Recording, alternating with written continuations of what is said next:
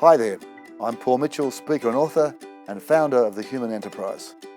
Well, welcome to Enterprise Radio, where we interview transformational leaders from all walks of life, from business, community, sports and the arts. You'll soon be listening to Dr Ron Cruickshank from the Graves Golf Academy on the sunny shores of the Queensland Gold Coast. And up front, I've got to say to you that this interview is much more than just about the game of golf. It's about the life lessons and business lessons from the game of golf from one of the world's foremost behavioural scientists who also happens to be a qualified golf coach. So listen as Dr Ron brings alive lessons such as how to face up to the realities of business and how that will engage your team even more so.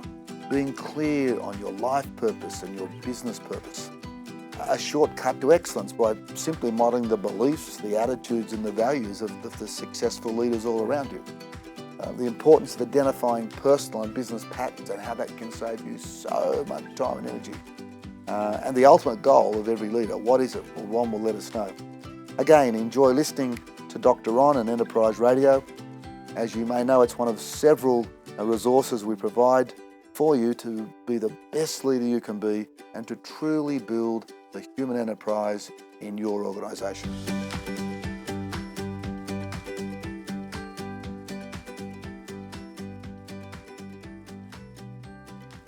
Well, hello there to all our listeners.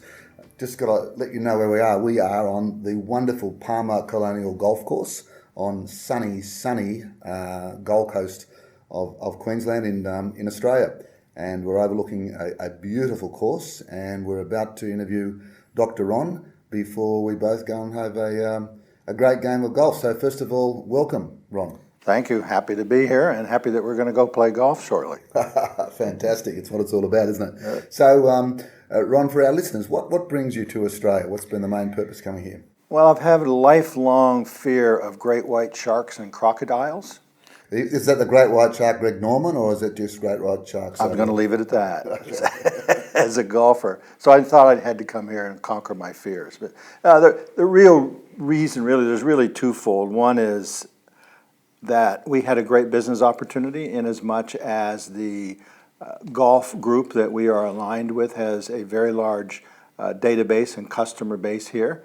And we saw an opportunity to be able to come in and expand it in services and across Australia. And number two is curiosity. All through my working experience, by happen chance or by not, I've had a couple of great Australian friends, and I've always thought they were really fun and bright and clever and unique individuals. And I've often wondered, what's that culture like?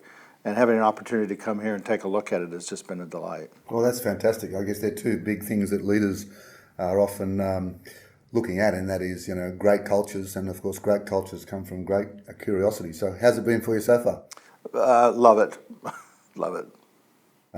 Well, anyway, again, thank you for being involved with Enterprise Radio, and you might just want to let people know a bit about your background. Obviously, most people here would know you initially as a behavioural scientist and a golf instructor, but your career is a very varied one and has a lot of different elements to it. So maybe you could just give us a pot shot of your or a potpourri of your career to date. Well, it's when you get to be old enough, you have a long history. So, and I think it's both of those for me. Essentially, I think of myself and define myself primarily as a behavioral scientist. And along the way, I think this intense curiosity I've got about other things has caused me to stray occasionally and give me a variety of jobs. If you look at my CV over the years, there's really a lot of variation in it, and by choice. But that we need to keep our curiosity and our learning up. And so for me, it was all about how can we do that, and getting into an environment where we could continue to learn and satisfy my terms of my need to satisfy myself in terms of understanding what's going on in the world and how to interact with it. It's taken me down some very different paths from the military. Early What was your job in the military? I was a intelligence person and spent I was a volunteer, a Canadian volunteer, one of the few unusual people to go south during the Vietnam War, and I wound up in Vietnam and did a couple tours in Vietnam and learned a lot there. You know, one of the things when I think about jobs and is kind of what do you learn from each job? What is what's your takeaway from there? And so, if I look at my career, you can just see learning stacking up. For example, in the military, I really, as a sergeant, I was a rank of sergeant. Really, what I wound up walking away from that was understanding that extraordinary results can only be produced inside of a team. For me personally. I mean, you can be an extraordinary single contributor, but for me, it was really about doing both. That you had to take advantage of the team and understand the dynamics of a team, such that you produce the outcomes you're looking for, that are built around care and mutual respect and trust and feeling, and within the context of highly defined objectives. So on that, I mean, that's great. That let's pick up some of those lessons for our listeners here. One, that the first lesson is no matter what you're doing, no matter what role you're in, you can always learn from it. I'll talk about how you disrupt things later on. Even the single plane swing is an example of that curiosity disrupting the norm. But I just you talked about that your extraordinary results come from teamwork. Is there anything specifically from those days in Vietnam and in the military regarding teamwork that you think is really relevant for leaders of today? Well, if you think about what's necessary inside of teamwork, there's the stages and understanding of stages that it is constant amongst humans. I believe that the first thing that we must do is go through a process by which we identify and become included inside of a group. One who is in part, we talk about it as, are you in the group or are you out of the group? There's a constant decision being made about whether I'm in and out. Right. Now, as a leader, you can control those variables. We change pay schedules, we change leaders, we change mission, we change vision, we change strategies. People will decide either to be included or excluded inside of that. And an important part of being a leader is finding the right set of conditions by which people will choose to be inside of your objectives and vision. I think a second part of learned lessons from that is understanding how to get organized internally, so who's on top, who's on bottom. Those are the issues that need to be resolved. How do we create the pecking order so that it is both effective and efficient?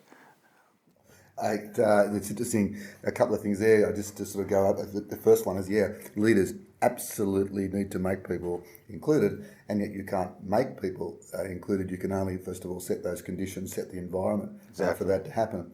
And the second one is that, there's a lot of organisation required, which, of course, the military is well known for. So other roles that you've had and lessons for our listeners from those roles, Ron?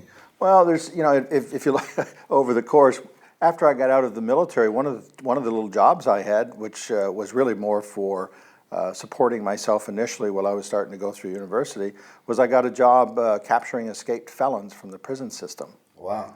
And now you go, why would that be on my list of things? The first thing I said, this is a brilliant introduction to Australia, because basically we were initially a country of felons, so if you can catch us, that would be great. Well, no wonder I identify so clearly. But we're lessons learned from that role. What an interesting role. Well, it was, what it really was learning that people are people. I was actually very successful at doing that, and the reason was when they tasked me with this, and my initial response was, "You got to be kidding! I have no interest in doing this. I'm not trained. This is not where I want to be." They really came at it and said, "Look, as a behavioral science guy in your orientation." So I took a look at the behaviors of people that escape, and I pulled all the files out and I started looking at the behaviors of these people that escape, and it turned out that about 98% of them just go home.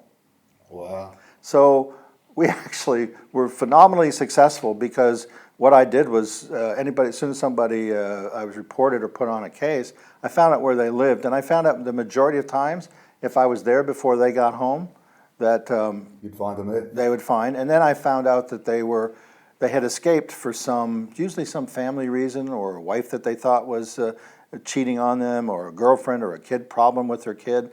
They felt this compelling need to do it. Now, the lesson out of that was people are people, and that they're responding to the same things, regardless of where they are, what their set of circumstances are, what their culture is, that they're still responding to the common basic needs of human beings. And the other lesson I draw from that too is under pressure or trying to escape, it's amazing how people go back to their own prison, which is the prison of their beliefs, the prison of which doesn't release them at all, basically keeps them captured. So let's move from, because I know you've had other CEO roles as well. Let's move from that, I guess, into golf.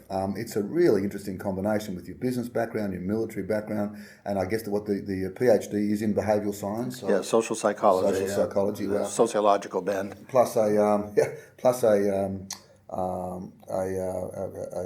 registered golf professional. What are some of the lessons from, I guess, golf that leaders could adapt? And I know that every one of our listeners won't be a golfer, but it is interesting always to get parallels from other areas. Are there any lessons that immediately come to mind?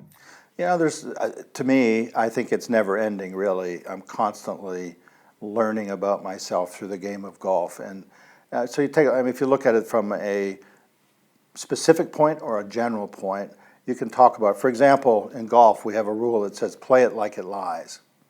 Well, to me, that's very appropriate as both metaphor and analogy, really, for making a proper assessment of the environment. One of the things we see in business is that many times the people inside of a specific business aren't really monitoring what's going on. And of course, we have the classic example of the company that is a really efficient maker of buggy whips, and they can turn out 10,000 buggy whips a day beautifully, handcrafted, magnificent. The problem is there's only a market drive for about 3,000 a day. And so they're completely out of context inside of their environment. So play it like it lies.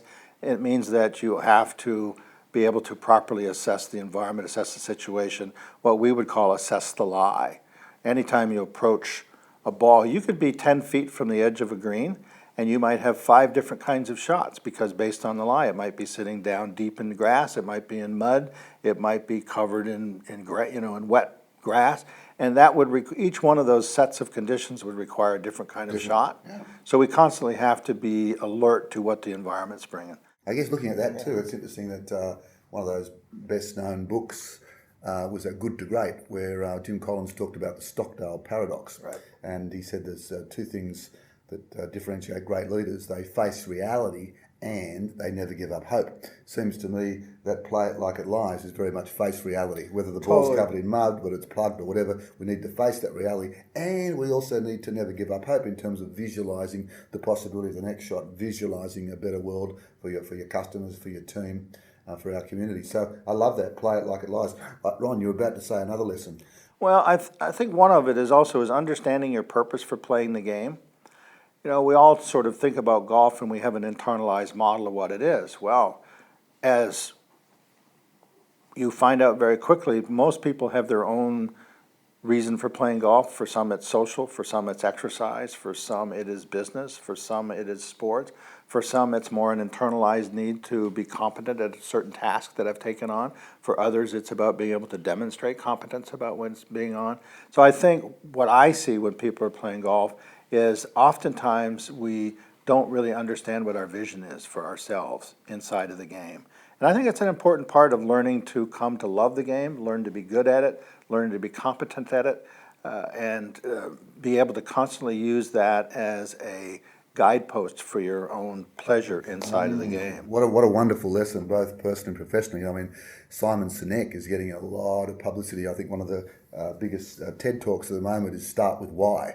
Similar concept, start with why, purpose of playing the game. On a personal note, I've got to say I've been playing for a while. I have never had as much joy as I've had recently with yourself and your son Blade in terms of the learning the single plane swing. I mean, for me, I love the game, love the social part, but it's really just the joy of it. And I think that was sort of starting to wane a little bit from my game. And now that having come to Graves Golf Academy in Australia on the Gold Coast, and having various chats with yourself and your son Blade, it really has brought a whole new meaning of joy back to the game. So I thank you for that, and just a great reminder of purpose.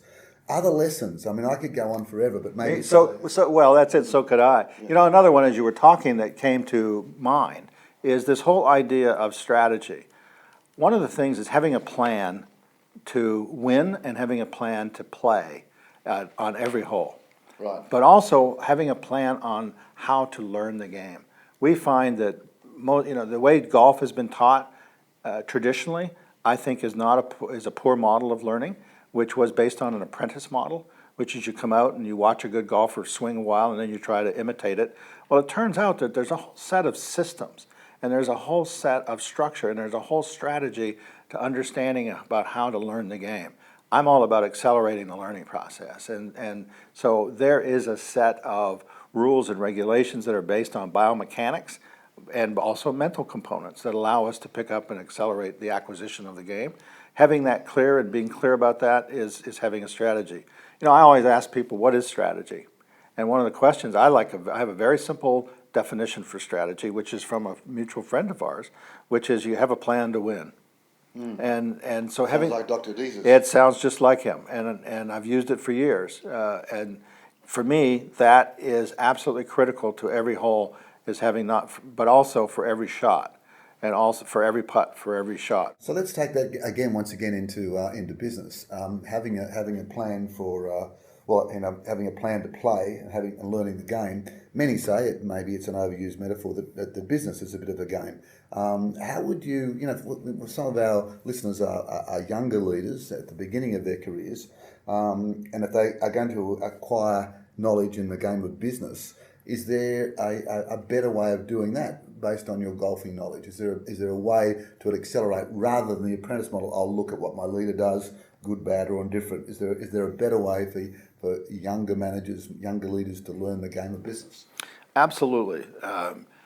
Much of my career has been oriented towards what you and I would call modeling. And for modeling, let's define when I use the term modeling, my definition of modeling is about a process by which we capture, encode, and replicate a specific skill. I would liken it to baking a cake. If you're going to go bake a cake, there's a very specific process that you use in order to bake that cake. It'd be very helpful to put some grease on the pan before you put the flour in. Might be really helpful to mix the stuff up before you put it together, but also to mix it up in a very specific way, sequence and order, so that it's going to rise properly, and do it in a way that allows you to produce the best result, which is a cake that comes out that looks good, that gets out of the pan easily and is properly working. So modeling is very much like baking a cake in many ways. It's finding a good model. It's being able to capture, encode, and then replicate. Now, what do we mean replicating? Once I understand the sequence and order by which something happens, we can then begin we would call it a heuristic model, meaning that we want to make it into a teachable model. So I want to teach myself how to do something. So once again, back to a business situation. Modeling, we find a great model. How do we do that? How do we know a good model from if young managers are looking for a good model? How do they actually capture the learning? So, for example, one of the things that we used to do with some of the undergraduate programs or grad programs in different businesses was actually just have them actually shadow some of the top leaders in the business for a while. In fact, we did reverse mentoring while they shadowed some of the top leaders. The reverse mentoring was those young people. If you're under 12, you don't really get technology. Those young grads would come into the business and teach some of the older managers a bit about technology.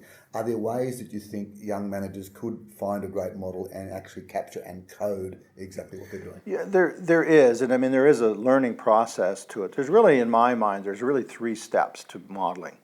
One is understanding contextually the beliefs, attitudes, and values relative to the skill you're trying to learn.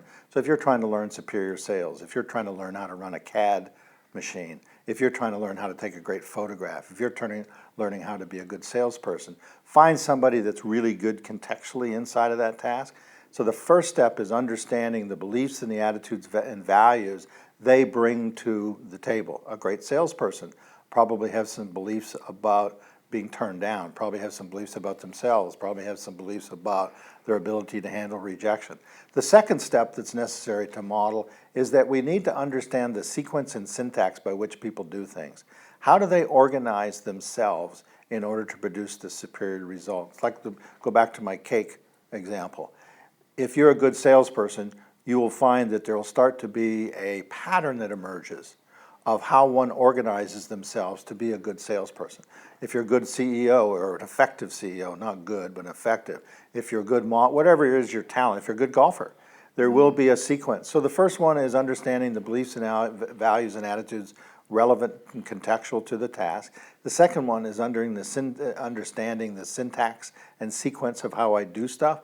And the third one is understanding the physiology and the energetics that's brought so that I can arrange my body, mind, spirit in a way that allows me to optimize it. It is very similar. I'll give you an example. When I was doing a project for Polaroid many years ago where we were studying the top CAD operators, computer-aided design, Yes. and the old model was this called Sun System, and it took 3 years to learn how to do it. There was a couple thousand commands, and our task was to get this down to 6 weeks of learning. And the idea was that we had to understand very quickly how is it these people organize themselves. And so it's really about being able to understand the sequence and the syntax and being able to pull out the most important elements of it. So, most modeling falls into into mental skills, but there's also physical skills. I've done lots of things around physical skills, whether it's golf, whether it's modeling, whether it's kayaking, whether it's martial arts. I did a project for the United States Army where we modeled the top rifle shooters in the world. Wow. And reduced the training we didn't reduce the training time, we increased and eliminated people that were disqualifying themselves during practice with the same amount of ammunition, and had 3 standard deviations of improvement that we got at Fort Benning. Excellent. That sounds like is that the one involved with Anthony Robbins at one time? This was the early work for Tony, and then finished it up, yes. So let's just review that. So the first thing is, and it's something very relevant to golf or relevant to sport, but particularly relevant to coaching these days, and something we emphasise in our own coaching is that's the inner game and the outer game. We tend to focus so much on the outer game, the 4 steps of delegation, the 4 steps of constructive criticism. What you're really saying is start with the inner game, start with the beliefs, start with the values, start with the philosophy, and model. When you get an extraordinary performer, what are their beliefs, what are their values within that context? The second thing is we talk about patterns or rituals. There's always, you'll see, failure leaves clues, success leaves clues. What are the rituals? What are the patterns of behaviours these people are doing? And the other thing I like, which is so easily forgotten, is what's the physiology of excellence that they go into, whatever it is they're going into. And I guess one of those, and certainly I guess it sounds like you're tracking those things very much when you're doing your modelling studies. So on that, one of the things that we do find with great leaders is that they are very, very aware of their challenges and their vulnerabilities. So as either a golf professional or as a leader, what's been, I guess, one of the biggest career or the biggest challenges that you've had in your professional life, either in the business side or on the golf side, and how did you deal with that? It depends on that question. For me, it kind of depends on whether you're talking general or specific. Yeah. At a general level, if I look at my career, a big challenge for me over time has been boredom and needing new challenges in my role as a leader. And what that creates for the people that are following is that I've had a pattern of constantly looking for the new, constantly looking for the new challenges, constantly moving around. And what happens is those people that are really responsible for execution and implementation sometimes feel that I'm moving on to new territories before they get to set up the problem and resolve the problem inside of the organization that they've been tasked with doing. And I've learned over the course of the years that I have to just calm myself down at times and actually it's more like isolate the need for newness and the need for challenge and the need for looking at new directions and put it into the right context with the right people inside of the organization. I think it's a really one great piece of self-awareness and something that a lot of entrepreneurs really suffer from. They're going on to that next new thing.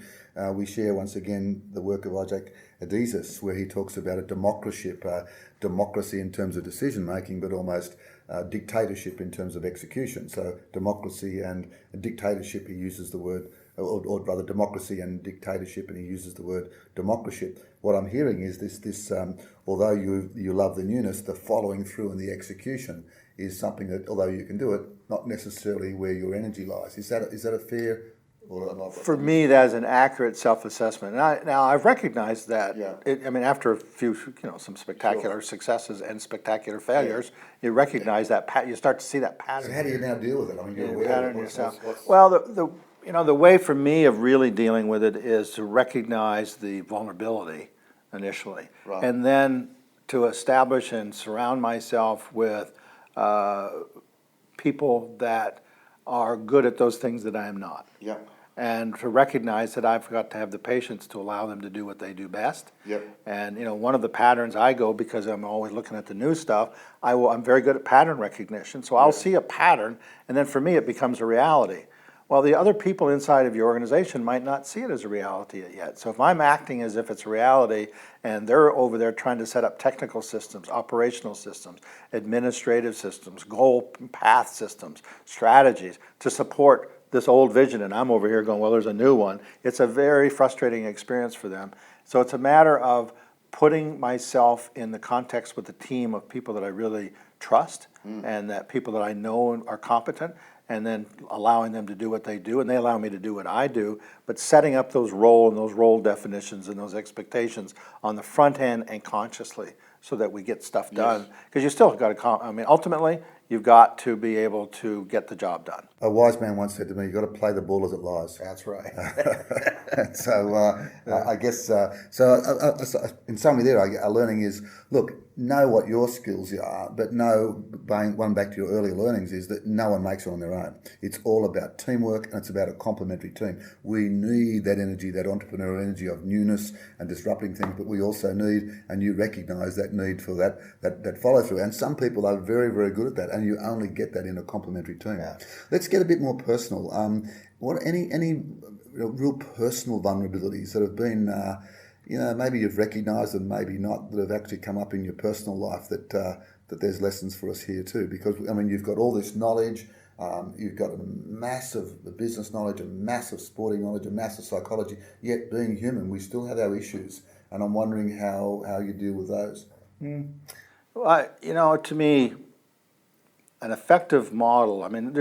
We all have our own strengths. We all have our own weaknesses. I actually believe that many of the strengths become a weakness, and many of the weaknesses can become a strength. And you really have to go through a self-analytic period. The ultimate goal for me of leadership is create followership, and which I think is one of the most misunderstood. So for me personally, I'm a fairly internalized person, meaning that if you do any testing on me, you have an external or internal, or you have extroverted or introverted. In terms of mentally, I fall very much into the introverted model, Right. which means that I can think about something and that becomes my new reality. I've had to learn over time that this is a weakness and that this is a vulnerability, and learn that I must come outside of myself and start to pay attention to what's going on in my environment, and I'm not always good at assessing it. So that means I have to set up good technical and operational and administrative feedback systems so that I can keep an accurate representation of the world out there. And oftentimes that's done by people that I care about inside of my system. I've used a model for years that's fun, and that is the Star Trek model, and I talk about it as a whole brain. I really think it's an excellent model. If you think about imagine a four-leg quadrant with four pieces in it. You've got Captain Kirk, the vision, go where no man has gone before.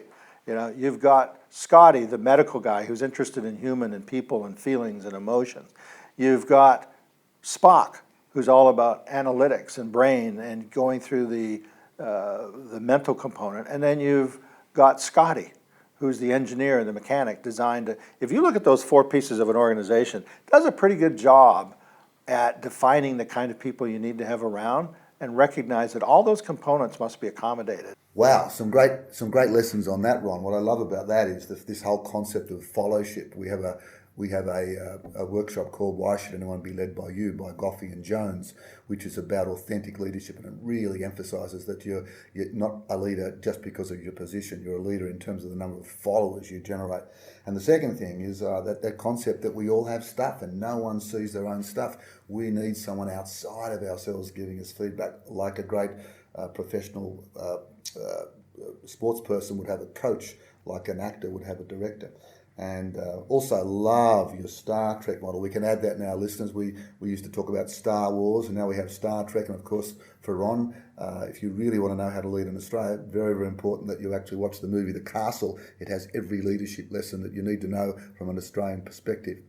So let's just keep on with those leadership lessons. I guess not just leaders in Australia or Canada or the States, but you've also done a lot of work in China, I know. Do you see any fatal flaws that continually pop up that leaders have that they need to be aware of?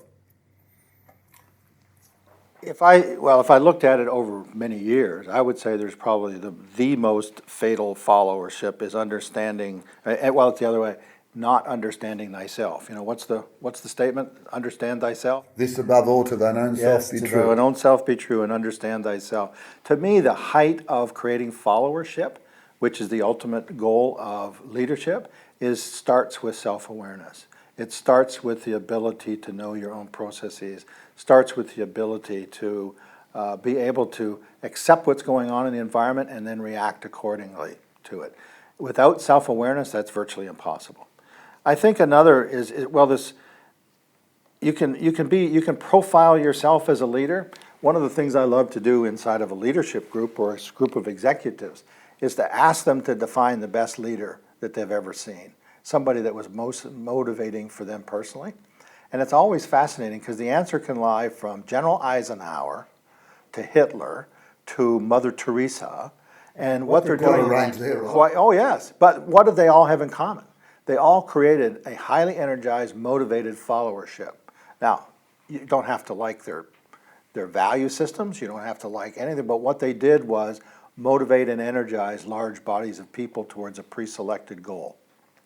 And that means that they were activating something inside of the followership. So for me, you asked about fatal flaws. Its ability not to be so unself-aware that you don't see inside of the need systems of those that you're working with. So let's have a look at that one. So the first one, which I guess ties in with some other things you said, is this whole concept of self-awareness. What leadership and what business is all about is managing change. With every change, there's a problem. With every problem, there's a solution. But you can't change what you're not aware of. Yes. So the first step is awareness, not only awareness of self. The other thing you talked about, play the ball as it lies, you have to be aware of what's happening in the business. You have to know the numbers, both lead and lag indicators. So self-awareness is the first start of also therefore being aware of what's happening in the organisation as well. You had another lesson or another fatal flaw too, Ron, I believe. I think one of the things I have seen over the years is what I would call the lack of systems thinking. Mm-hmm.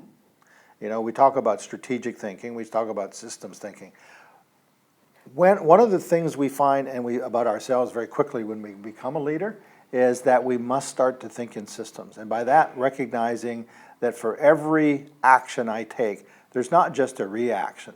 There's a multitude of reactions to all of the stakeholders inside of the organization. And it's really important to be able to think in terms of systems. How does this decision, how does this action impact all of the stakeholders inside of the matrix? And I see, if you look at how people get promoted inside of the traditional business model, it's for competence at an individual level. So I'm a great salesperson, I'm a great marketing person, I'm a great financial person. And then that person does a good job, they get promoted. What they do is bring their little tunnel vision inside of the organization, so you can wind up with a CEO who thinks of himself as a financial manager, or a CEO who thinks of themselves as a marketing person. And while you have to have those talents and have those skills, you still must recognize that there's still all these other functions inside of the organization, and they have to be balanced and they have to be aligned. So that's interesting, Ron. A couple of flaws there. The one, not realising the implications of decisions and the shadow that leaders cast, and not thinking bigger picture or whole systems. One of the flaws we find is that often leaders just go through the day doing it, and without really thinking about, I guess, the legacy that they'd like to leave behind. And it's often a tough one to answer, and often we have senior leaders come to our programs and the managers will ask that CEO or senior leader, hey, what's your legacy? So the same question to you, Ron, what's the legacy you'd like to leave behind as a leader? Mitch, I've thought about that a lot over the years, because early on in my career, I was being so achievement driven. We had to get things done. We had to do things and we had to get these results, all of which are good, but I found pretty soon, and I mean by that, I mean in my 30s, I found that all that success did not produce satisfaction or happiness. And that internal reflection caused me to really make a major change in the way I viewed my role as a leader and also as a follower. I don't mind being a follower. I think it's contextual to what the role and what the task is. But as a leader, I'm very clear that when I look at the people that I would have followed and done anything for and that I worked the most energetically for, it was those that helped me as an individual grow and learn while creating a successful environment that made me feel part of something bigger. Wow. It's that whole thing of we're looking for just something bigger, something more meaningful. That is a fundamental to motivation. I mean, we can satisfy our own need systems, but when you tap into something that's larger than yourself, I think you start to create meaningful and memorable environments. And so for me, you say, what about the legacy? If people that I've worked with over the years wind up saying, he cared as much about me as he cared about himself while we were creating and doing something pretty cool. Isn't that wonderful? I love that expression. No one really cares how much you know until they know how much you care. One of the things in terms of caring, we've talked about golf a lot, and it's actually sometimes seen as, or all sporting analogies are sometimes seen as a bit sexist, but apparently that's not the case with golf. I was fascinated by the numbers that you gave me regarding women's participation in golf. You might just want to go over that quickly for us, Ron. Sure. Well, here in Australia, there's two growing segments in golf, and one of the fastest growing, and over the next 20 years projected to be one of the biggest, is female golfers over 30 years old, 30, 35 years old. Interesting. Yeah. And they're starting to take up the game. Let me talk about this idea of using sporting analogies and sporting metaphors, because there are ones that I think are sometimes inappropriate in certain settings, and that would be, for example, in military metaphors, where it's really, the ultimate goal of that military is seldom seen as building things up. It's more about knocking things down. And also, you don't have as many women involved. But when you're actually involved in a sporting, I've become more comfortable. Where's the greatest learners? If you look at it over history, it's people that have used metaphors. The great spiritual leaders, all of them have been masters of metaphors, master of analogy, because it is a dynamic, effective, and long-term growth understanding. Because you can remember a metaphor. If we talk about a carpenter being able to build a foundation for the house, that's a meaningful way to think about building a solid foundation for your business. Yeah, I love even that concept of metaphor meaning form meaning story, and the meta meaning something even above the story. Yes. Yeah. So for that, I never apologize for the use of a metaphor or analogy, because I think it's one of the best ways to create memorable lessons for people. Now, and we want to be appropriate inside the context of that. Golf has actually been around for men and women for many, many years in its growing segment, so I find it as a very appropriate sport to use as a metaphor or analogy. And remember, it is just a metaphor as such. So a final question for you, Ron. I mean, we've got a lot of senior leaders that are involved with Enterprise Radio, and we've got some aspiring leaders, and we also have leaders that are both. They're both leaders and they're both golfers. So is there any final lesson that you can give our leaders who happen to be golfers as well in terms of playing the game of business, the game of life, and the game of golf? I think for me, I would say it's something I try to do every morning when I get up and look in the mirror, and that is to say, know thyself. And I think much of it starts with the awareness of myself and how who you are impacts me, and who I am impacts you. And to be able to understand the dynamics and the relationships between us, such that I seek to create an environment of love, care, trust, compassion, and appreciation inside of the environment that we find ourselves in. I don't think we need to be apologetic any longer for saying, let's create that kind of an environment inside the organization. The old model that it's all about the numbers has proven to be highly ineffective. It is about a lot more than just the numbers. The numbers got to be there, but we also have to have heart there. We also have to have spirituality of our own kind inside of that. And I think with that comes the numbers. I had the joy of coaching a leader last year who was running actually a business worth about US 10 billion in turnover, and that's a big business in anyone's mind. And what she had as a mantra was bringing more love into corporate America. And not only did she bring more love, she brought incredible results and has incredible fellowship. So I think that the time has come that this is not just seen as a fluffy possibility. So Ron, so much to learn from you, both in terms of your golfing background, your business background, and as a behavioural scientist. And I know that you're primarily in Australia to run the Graves Golf Academy Australia on the incredible disruptive but very powerful single plane swing. So if some of our listeners wanted to get in touch with you, and we will put this on the email as well, but how could they actually do that? Great way to do it is go to Graves, Graves, GravesGolfAustralia.com, and we have a terrific website with hours and hours of learning about the new biomechanically leveraged and advantaged golf swing that we call the single plane swing. Fantastic. And once again, listeners, will put that on the email here. So thank you, Dr. Ron Cruickshank. It's been an absolute pleasure, and I really appreciate your involvement with Enterprise Radio. And I think we need to go out and play golf. Let's play it as it lies. Thanks again, Ron. My pleasure. Take care.